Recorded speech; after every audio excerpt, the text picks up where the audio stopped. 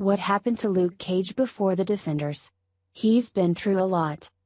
With the upcoming release of The Defenders, the different worlds of the Marvel Netflix universe are becoming ever more intertwined.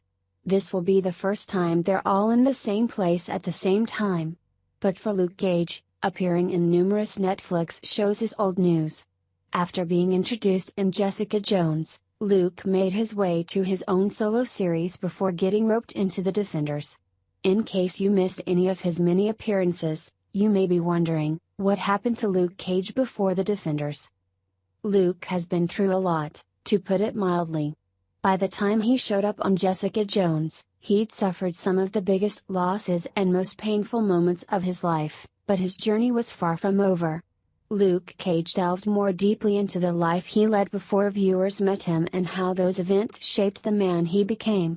Luke's real name is Carl Lucas, and he was a cop until he was framed for a crime he didn't commit and sent to Seagate Prison.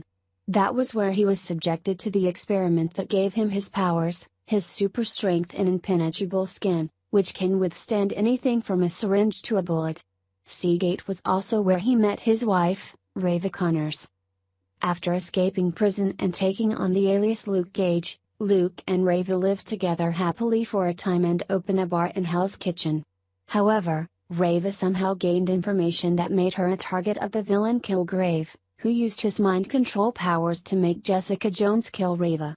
Luke desperately sought justice for her death and became romantically involved with Jessica while looking for answers, unaware that she was Rava's murderer. Their relationship didn't withstand the revelation, though things got even worse from there. Kilgrave's mind control struck again. He forced Luke to attack Jessica, which led to her shooting him in the head. It didn't end his life thanks to his unbreakable skin, but it did injure him and knock him unconscious. He was only saved thanks to the efforts of Nurse Claire Temple. Once he woke up from his coma, Luke understandably wanted to get the hell out of Dodge, so he relocated to Harlem. Though he tried to stay out of trouble, trouble always seemed to find him.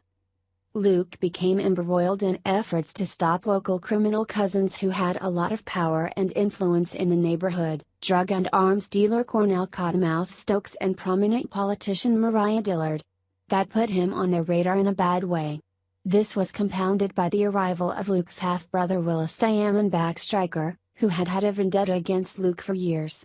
He was the reason Luke was sent to Seagate in the first place, and he also wanted to kill Luke. In the middle of it all, Luke started a new romance with Claire. Basically, Luke's been really busy.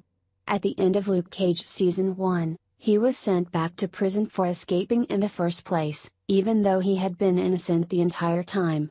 Claire promised to get him in touch with a good lawyer she knew, allowing Matt Murdock to pave the way for Luke joining the Defenders. His business in Harlem remains unfinished in many ways, but it will have to wait until this newest threat is neutralized.